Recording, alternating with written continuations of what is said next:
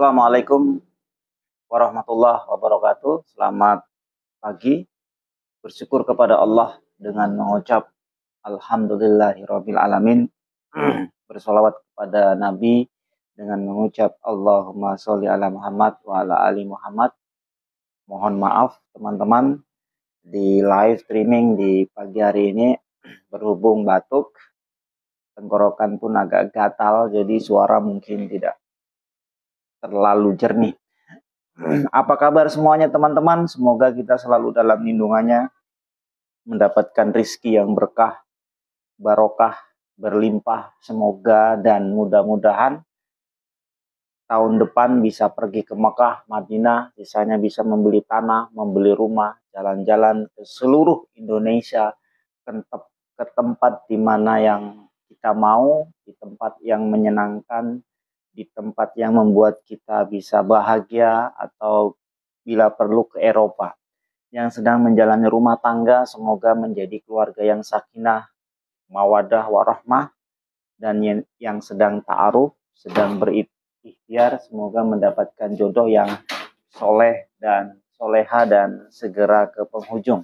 Menginginkan bahwa apa yang saya tekuni ini, apa yang saya dalami ini bisa saya share, bisa saya bagikan ke teman-teman semua, yaitu di bidang jasa cukur rambut. Nah, saya akan sapa. Met pagi, Bang Kurniadir. Selamat pagi juga, Mas. Ya ini kebetulan ini ada Bang King ini. Beliau adalah tetangga di Kurnia 350. Jadi masih di wilayah Sorong, Kabupaten Sorong, Papua Barat Daya. Jadi kalau dari kota ke Kurnia itu 350 itu perjalanan itu kurang lebih memerlukan waktu itu 2 jam kalau santai.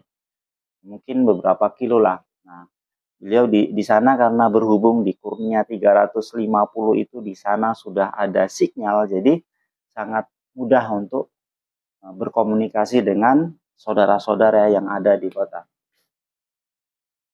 Jadi terima kasih teman-teman semua yang sudah hadir di live streaming di pagi hari ini. Jadi saya akan bercerita, beromong-omong, curhat tentang pengalaman saya sebelum mendalami dunia jasa cukur rambut. Nah, saya nggak nyangka, nggak terbayang pada akhirnya fokus di sini. Jadi dulu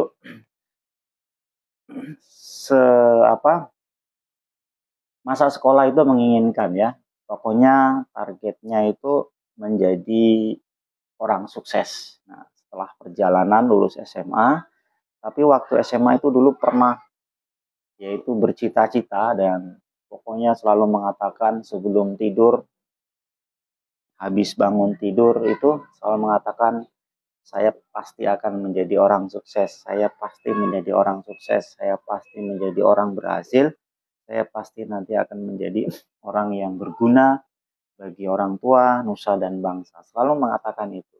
Nah, setelah lulus SMA, pergilah dulu memang orang tua sudah ada di Papua. Setelah lulus SMA itu dari Lampung menujulah ke Papua. Nah, di Papua itu sempat bekerja di sebuah toko. Jadi toko itu memang cukup terkenal ya. Toko itu cukup terkenal. Nah, di situ dapat pengembangan diri bagaimana ngikut orang. Nah, jadi kalau kita yang saat ini sedang ngikut orang atau kerja di mana saja, di instansi apa saja, di toko atau di pokoknya ketika kita ngikut orang itu banyak pengalaman yang akan kita dapatkan.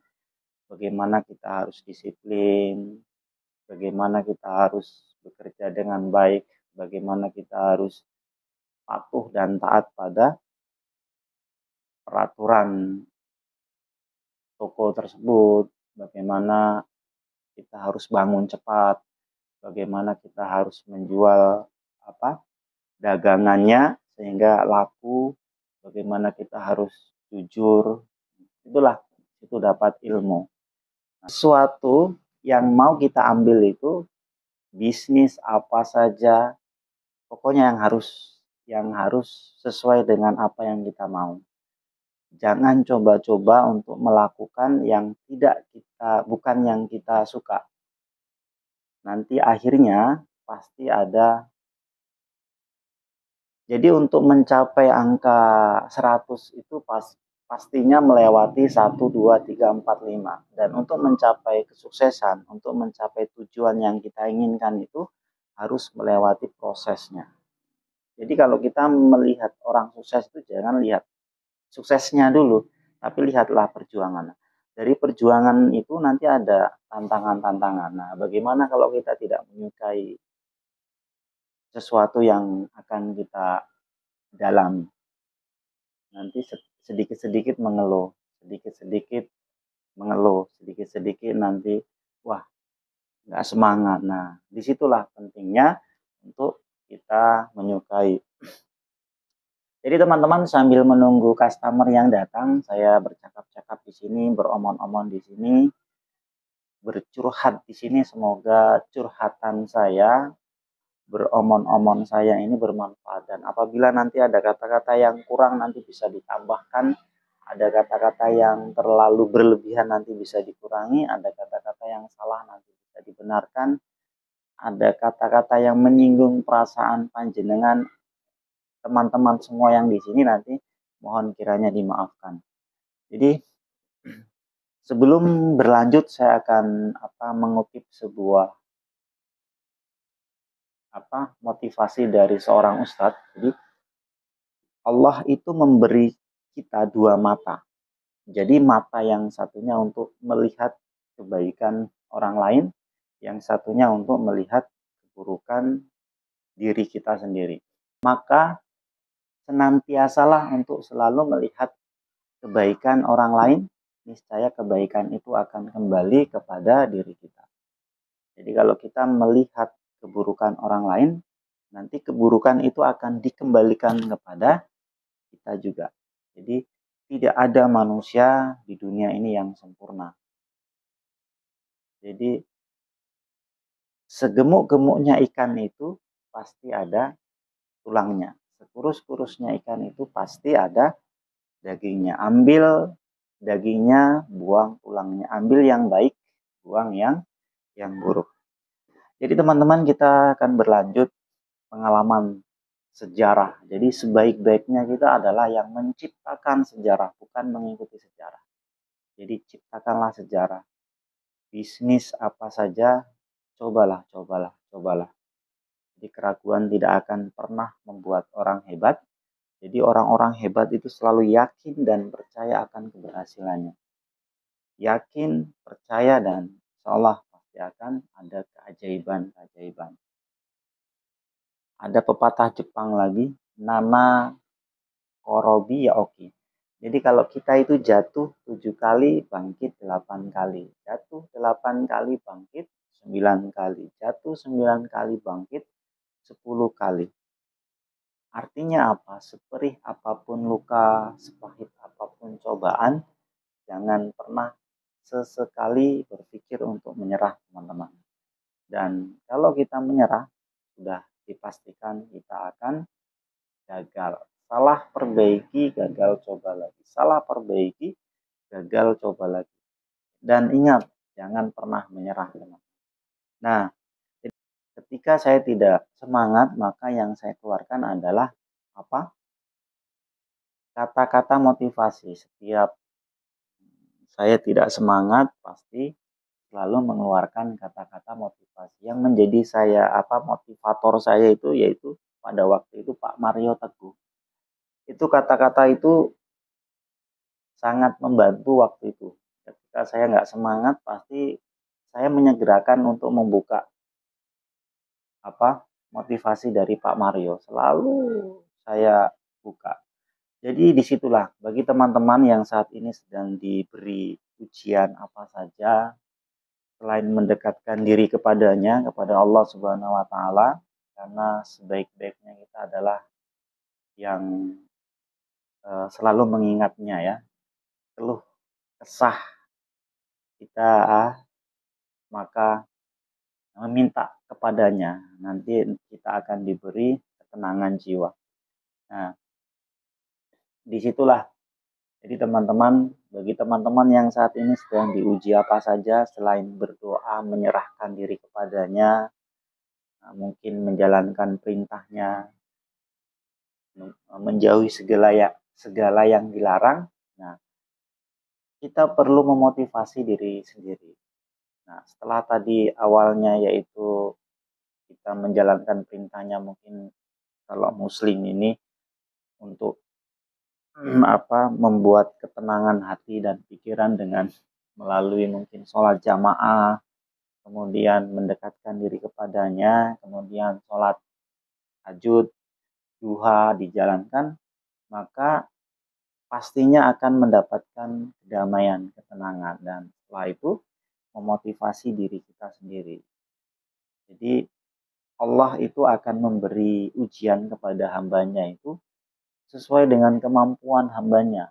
Ketika kita diuji dengan sesuatu yang berat, contoh kita diuji dengan beban 1 ton, berarti logikanya itu kita orang yang kuat, orang yang hebat. Nah, kalau kita diuji dengan beban yang 1 kilo, berarti kemampuan kita hanya 1 kilo yang kita mampu. Nah, jadi Allah memberi sesuatu beban itu sesuai dengan kemampuan, ujian itu sesuai dengan kemampuan. Jikalau kita diberi ujian yang berat, berarti merasa bahwa diri kita memang kuat. Jadi ujiannya sesuai dengan kemampuan kita. Jadi tetap sabar, tetap tetap semangat dan selalu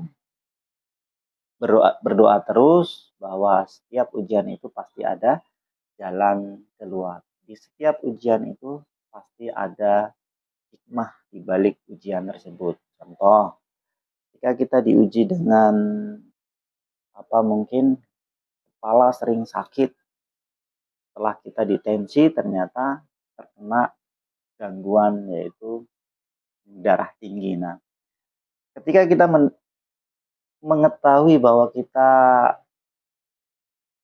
tahu penyakit kita yaitu darah tinggi, maka yang kita lakukan adalah hikmahnya adalah selalu mengontrol emosi, kemudian menjaga pola makan, jauhkan hindari makan yang berlebih seperti mungkin daging atau yang asin-asin. Nah, ini adalah hikmah di balik ujian tersebut. Jadi setiap ujian itu pasti membawa hikmah.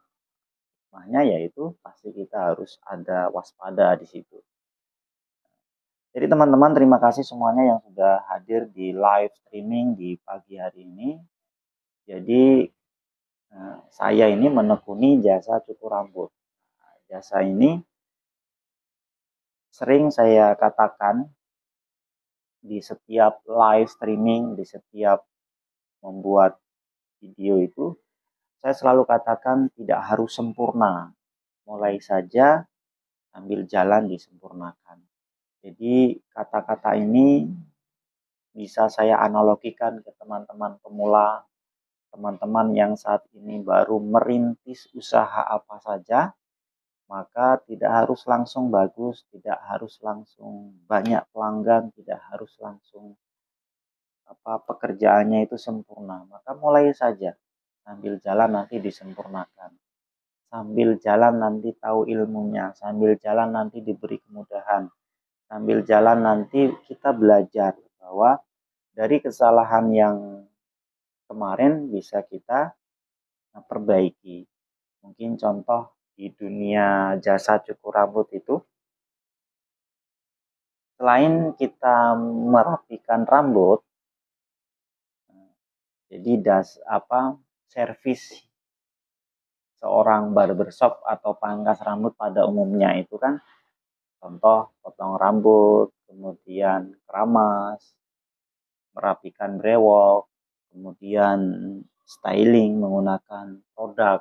Nah, ada yaitu pijit. Nah, pijitannya itulah yang membuat nilai plus dari usaha kita. Jadi kalau kita merasa cukurannya kita kurang bagus, maka sementara ini yang kita jual adalah lain daripada cukuran kita. Kalau kita cukur cukurannya kurang bagus. Contoh, kalau cukurannya kurang bagus ya kita jual mungkin komunikasinya dengan customer sopan santun, pemuliaannya bagus, ruangannya wangi, ruangannya sejuk, kemudian pandailah berbahasa basi, pandailah beromong-omong, memuji, kemudian diaplikasikan dengan picitannya. Nah, ini salah satu nilai plusnya kita. Kalau kita merasa pemula merasa baru merintis usaha cukur rambut. Kemudian pencahayaannya, lightingnya itu di lampunya terang. Nah, itulah salah satu penunjang kita untuk bagaimana menarik customer. Jadi di dunia cukur ini tidak hanya merapikan, membuat rambut jadi kepala atau style menjadi indah. Jadi ada istilah hard skill, soft skill dengan life skill. Hard skill-nya bagaimana? Hard skill-nya bagaimana memainkan clipper dengan baik sehingga bisa menghasilkan karya yang bagus. Bagaimana memegang gunting sehingga bisa memotong rambut sesuai dengan ekspektasi customer-nya. Bagaimana memainkan clipper sehingga bisa membuat gradasi yang bagus. Istilah di clipper itu kan ada 6 kalau nggak salah. Ada istilah scooping, menyekop, menggerakkan clipper dengan teknik menyekop, menyambungkan. Kemudian C-motion, jadi gerakannya seperti menyerupai huruf C. Kemudian angle, nyamping. Kemudian nyamping atau cross cut, nyamping. Kemudian ada stroke. Stroke itu gerakan di ujung menggunakan ujung blade. Kemudian overcomb, perpaduan antara sisir dengan clipper untuk membuang rambut. Nah, itu clippernya. Kemudian guntingnya ada istilah untuk potongnya, itu ada istilah blunt cut. Jadi teknik potongan yang menghasilkan potongan lurus. Kemudian untuk teksturnya itu ada istilah point cut dengan deep point cut. Kalau point cut itu diagonal dengan kemiringan 45 derajat, gunanya untuk menipiskan dan memotong. Kemudian kalau deep point cut atau cuping, dia posisinya vertikal 90 derajat. Tujuannya untuk menipiskan di bagian ujung-ujung rambut. Jadi teman-teman seperti itu. Nah, itu masuk ke dalam hard skill. Nah, kemudian soft skill-nya yaitu tadi menjalin komunikasi dengan customer, menjalin komunikasi dengan pelanggan, menjalin komunikasi dengan orang yang kita potong sehingga sudah terjalin komunikasi dengan baik sehingga customer itu akan balik ke kita lagi. Sentuh dia di kepalanya dengan baik, sentuh dia di hatinya dengan baik, sentuh dia dengan sopan santun, maka dia akan menjadi milik kita selamanya, pelanggan kita selamanya. Terima kasih teman-teman yang sudah hadir di live streaming di pagi hari ini. Kemudian berlanjut yaitu tentang tadi ada hard skill, kemudian soft skill dan life skill. Bagaimana menjalin hubungan baik dengan brand-brand, dengan instansi, dengan Pemda, mungkin dengan sekolah-sekolah sehingga kita bisa jadi menjadi trainer di sana, menjadi narasumber di sana. Jadi alhamdulillah nanti bisa sukses di sosialnya, sukses juga di ekonominya. Jadi teman-teman seperti itu. Nah, jadi kalau kita melihat orang sukses itu jangan lihat dari suksesnya dulu. Jadi lihatlah dari perjuangan-perjuangannya. Langkahnya itu sampai ke sukses itu kita harus pelajari. Dengan ketika dia yang lain ngopi di kafe tapi dia menekuni bidang itu. Ketika yang lain jalan-jalan dia tetap fokus di situ. Ketika yang lain rebahan dia belajar. Ketika yang lain sedang tidur-tiduran dia bangun cepat. Nah, itulah dari proses-proses itu, disiplin itulah yang akan nanti menghasilkan lebih dari yang orang yang biasa-biasa saja.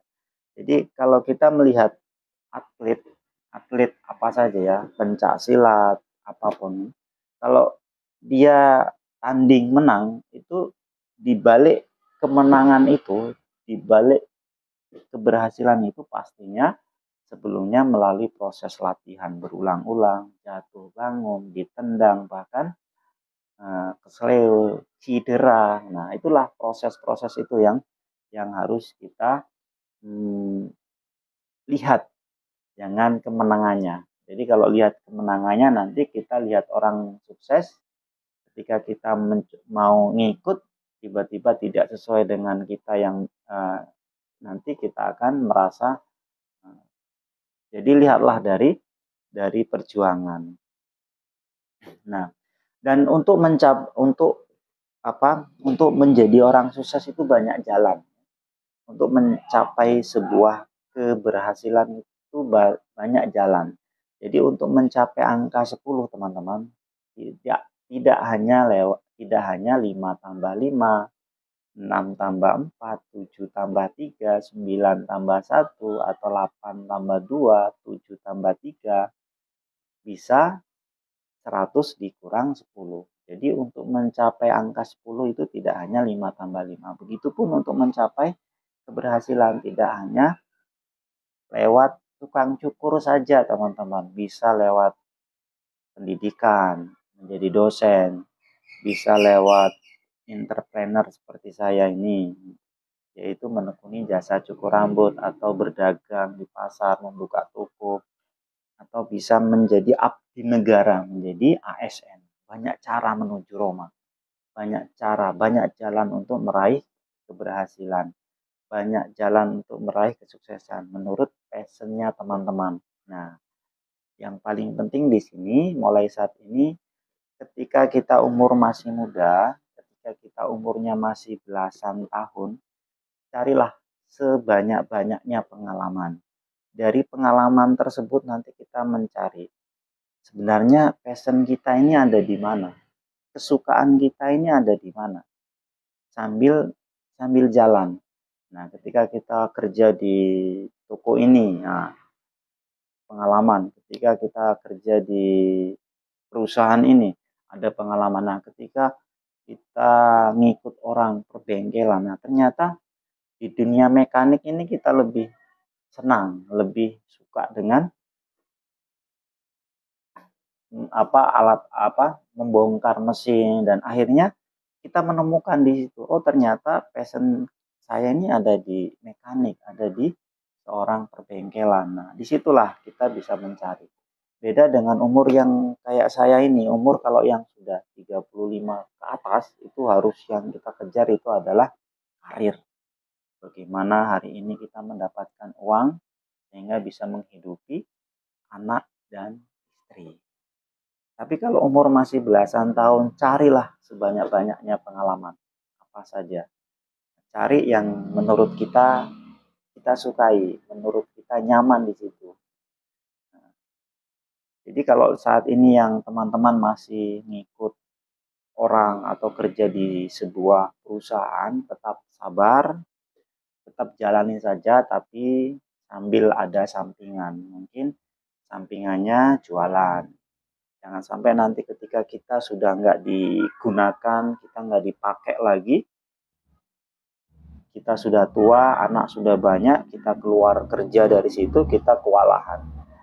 Nah, mumpung masih di tempat kerja, masih di zona nyaman, maka kita cari sesuatu yang menantang. Mencari sesuatu sampingan, mungkin sambil jualan atau belajar dunia cukur rambut. Nah, teman-teman, jadi teman-teman, saya ini selain merapikan rambut pria, menjual alat-alat cukur juga, dan juga membuka kelas cukur. Nah, membuka kelas cukur. Jadi buka kursus cukur rambut. Jadi bagi teman-teman yang mau menyukai di bidang ini. Jadi saya ini akan mempermudah teman-teman yang ada di wilayah Sorong, Papua Barat Daya. Jadi kalau seorang Papua Barat Daya ini mau ke Jawa ini sangat ada dua pilihan yang sangat memang kalau kita punya uang pastinya gampang ya. Tapi kalau kita tidak punya uang pastinya agak keberatan. Nah, ketika kita melewati udara naik pesawat pastinya mahal di ongkos.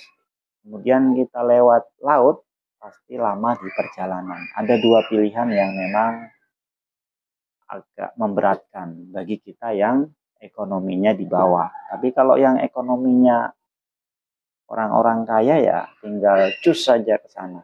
Butuh berapa kali tinggal pesan tiket langsung terbang. Nah, jadi saya menjembatani teman-teman yang ingin mendalami dunia cukur rambut, datang saja ke alamat kami yang berada di Jalan Dorowati Kilo 12 masuk Kota Sorong, Papua Barat Daya, bersebelahan dengan sekolah. Patokannya ada sekolah.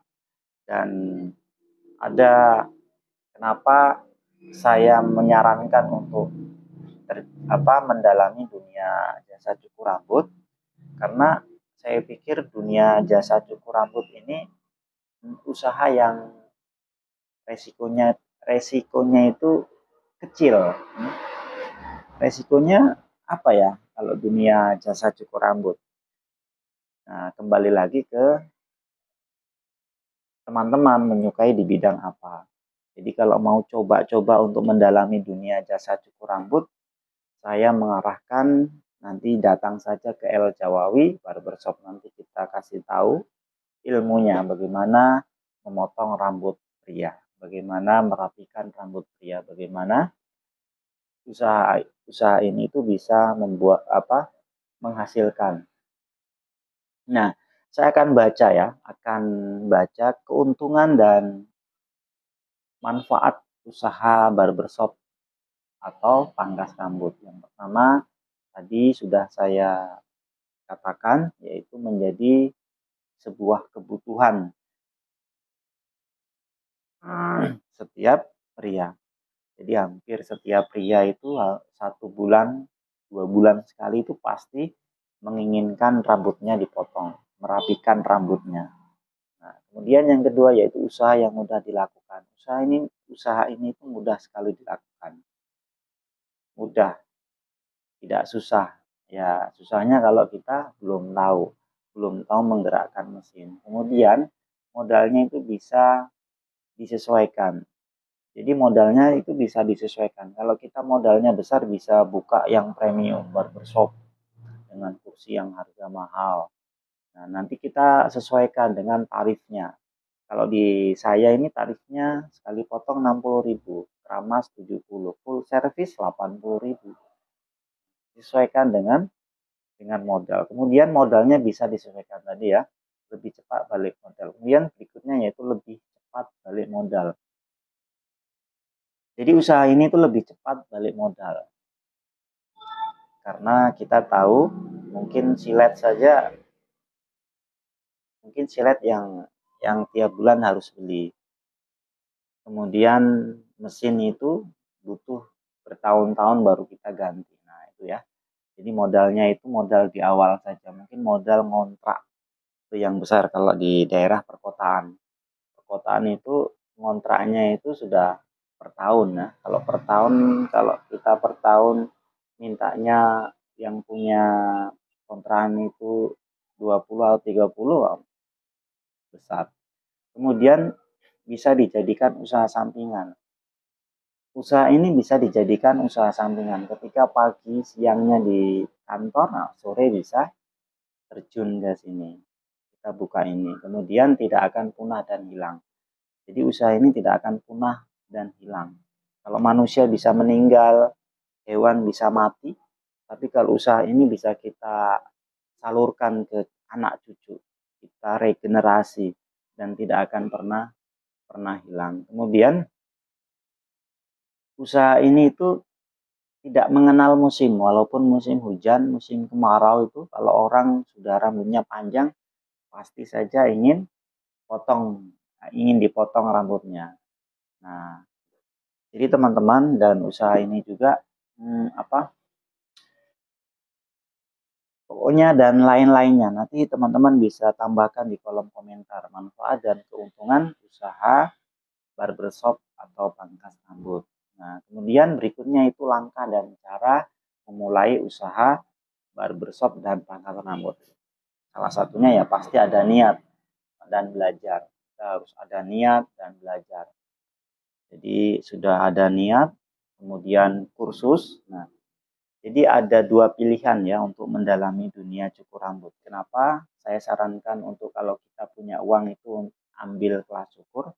Karena kalau kita ambil kelas cukur, jadi untuk mempelajari dunia cukur rambut, kalau kita kursus itu langsung to the point. Bisa jadi 1 minggu itu langsung mengerti, oh cara menghilangkan garis, cara menyambungkan, cara styling bagian apa, itu pasti nanti dikasih tahu oleh trainer. Beda dengan kita yang otodidak, harus melakukan berulang-ulang, lama, sebulan pun belum tentu kita mendapatkan teknik. Contoh potongan low fat, potongan bagian mudarnya bagian bawah, itu kalau pemula itu pasti nanti hasilnya pasti semakin naik jadi middle, semakin naik menjadi high tinggi. Nah, kalau kursus pastinya nanti dikasih tahu caranya, tekniknya. Nah, itulah perbedaannya. Kemudian untuk menjadi ke depan seandainya kita ingin menjadi seorang trainer, kalau kita basicnya dari dasarnya ngambil kelas cukur, pastinya kita akan percaya diri menyampaikan apa yang kita sampaikan ke peserta itu hasil dari kursus tadi. Jadi apa yang kita sampaikan ke orang lain dari hasil kursus. Nah, bedanya itu teman-teman. Nah, nanti ada perbedaan apa sih pangkas rambut dengan barbershop. Jadi kalau barbershop itu dia itu apa? Perbedaannya kalau di barbershop itu dari pelayanannya, kemudian dari apa? Produknya, dari fasilitasnya itu beda. Kalau fasilitas di barber itu biasa keramasnya, produknya menggunakan sebelum di styling menggunakan hair powder, apa maaf di blow menggunakan hair dryer, kemudian diaplikasikan menggunakan minyak rambut seperti pomade, seperti hair powder, kemudian hair tonic, nah macam-macam untuk styling atas. Nah, kemudian di barbershop itu alat pun yang cordless tanpa kabel ya, sudah sistem cordless canggih semua. Sisir pun ada berapa itu, ada sisir parting, ada sisir detailing, ada sisir overcomb, ada sisir pokoknya macam-macam. Kalau dipangkas rambut biasanya kan lebih ke ekonomis ya, potongnya durasinya pun mungkin nggak nyampe 30 menit, mungkin 5 menit pun bisa potongnya, ya simple lah, tarifnya pun menyesuaikan dari hasilnya. Jadi kalau di barber itu ada istilah gradasi atau transisi atau cross check, terus menerus cross check sehingga menghasilkan hasil yang indah, menghasilkan gradasi yang smooth halus. Nah, itulah pengerjaannya pun biasa memerlukan durasi yang agak lama, bisa 30 menit lebih. Nah, itu yang menjadi perbedaan. Kemudian berlanjut yaitu langkah dan cara memulai usaha barbershop dan pangkas rambut. Yang kedua yaitu perbaiki kemampuan dan skill. Jadi perbaiki kemampuan kita. Terus menerus upgrade terus. Kan banyak itu tutorial-tutorial di sosial media. Apalagi dunianya sekarang udah lebih canggih. Cari sebanyak-banyaknya ilmu di situ, asah skill dan cari teman yang se-circle dengan kita, sefrekuensi dengan kita sehingga kita untuk mendalami dunia ini cepat tahu. Kemudian selanjutnya itu selalu belajar dan belajar. Pastinya selalu belajar dan belajar. Posisikan diri kita sebagai botol kosong yang siap diisi ketika bertemu dengan siapa saja. Nah, bisa jadi apa yang kita punya itu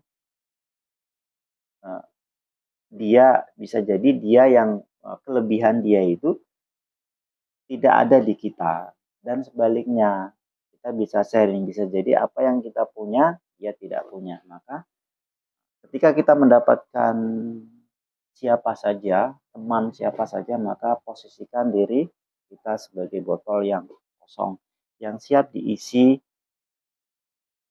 kapanpun, siap menerima masukan, saran, dan dari situlah kita bisa mempelajari ilmunya. Dari situlah kita mempelajari lawan bicara kita. Dapat informasi, dapat pengetahuan, dapat ilmu dari lawan bicara kita. Kemudian berikutnya yaitu kerja atau mandiri. Jadi usaha ini tuh bisa kerja atau mandiri. Kalau kita tidak punya modal, kita bisa kerja ngikut orang. Kalau kita punya modal, punya uang, bisa kita mandiri, buka lapak langsung atau sewa ruko. Nah, kemudian berikutnya yaitu siapkan alat dan modal. Pastinya ya, siapkan alatnya sebelum merapikan rambut, pasti disiapkan alat dan modalnya. Kemudian pilih lokasi. Lokasinya mungkin yang strategis. Tapi di era sekarang itu tempat-tempat di lorong saja bisa rame ya dengan sosial media. Kalau zaman dulu dari mulut ke mulut agak lama, memerlukan waktu berbulan-bulan baru viral usaha kita. Tapi kalau saat ini bisa jadi 1 minggu pun bisa viral lewat postingan, lewat sosial media. Nah, kemudian buat konsep yang akan dijalankan. Jadi buatlah konsep. Mungkin seminggu bisa gratis 1 kali di hari Jumat. Potong 5 kali gratis 1 kali. Buatlah konsep. Kemudian selanjutnya yaitu promosikan usaha dan atur strategi. Promosikan tadi lewat sosial media, lewat apa saja, promosikan. Kemudian berikutnya yaitu rekrut karyawan dan partner. Jadi kalau kita sudah merasa customernya banyak, bisa rekrut partner atau karyawan. Nah, kemudian yang berikutnya yaitu konsisten dan nikmati prosesnya. Jadi setelah kita konsisten buka pagi itu jam 9, ya buka terus jam 9, berikutnya jam 9. Tutup malam jam 10 malam, ya konsisten tutupnya jam 10 malam. Tidak bisa kita tidak konsisten, nanti hasilnya juga apa? Orang juga ketika kita akan datang, biasanya buka jam 8 pagi, ketika jam 8 pagi orang datang, tutup. Tidak konsisten. Akhirnya pelanggan juga akan hilang. Nah, itulah teman-teman manfaat dan keuntungan usaha barbershop dan pangkas rambut. Kemudian tadi ada kemudian berikutnya ada langkah dan cara memulai usaha barbershop dan pangkas rambut. Mungkin itu saja teman-teman yang bisa saya sampaikan untuk live streaming di pagi hari ini. Semoga apa yang saya share, apa yang saya curhatkan, apa yang saya katakan, apa yang saya omong-omong di pagi hari ini bisa bermanfaat. Kata-kata untuk hari ini. Jadi hiduplah sesuai dengan kemampuan kita. Hiduplah sesuai dengan kemampuanmu. Jangan mempersulit hidup karena termakan gengsi. Bahagia itu tidak harus kaya, bahagia itu tidak harus punya segalanya, tapi selalu mensyukuri apa yang kita miliki saat ini, teman-teman. Hanya secangkir kopi yang mengingatkan kita bahwa yang hitam tidak selamanya kotor, yang pahit tidak selamanya menyedihkan. Namanya hidup ada pahit, manis, kadang begini, kadang begitu. Kadang pun kita dipinjami uang tidak kembali-kembali. Itulah kehidupan. Kemudian teman-teman, satu lagi kata motivasi untuk mengakhiri live streaming di pagi hari ini. Jadi kurangi waktu untuk membicarakan orang lain, kurangi waktu untuk mengkritik orang lain, kurangi waktu untuk beralasan-alasan. Mari saat ini juga selalu perbanyak tindakan-tindakan. Perbanyak tindakan-tindakan teman-teman. Jadi teman-teman, sekali lagi terima kasih semuanya yang sudah hadir di live streaming di pagi hari ini. Salam dari Sorong, Papua Barat Daya. Salam dari El Jawawi Barbershop. Salam dari Wahid El Jawawi. Thank you. Terima kasih. Matur nuwun. Wassalamualaikum warahmatullahi wabarakatuh. Selamat pagi.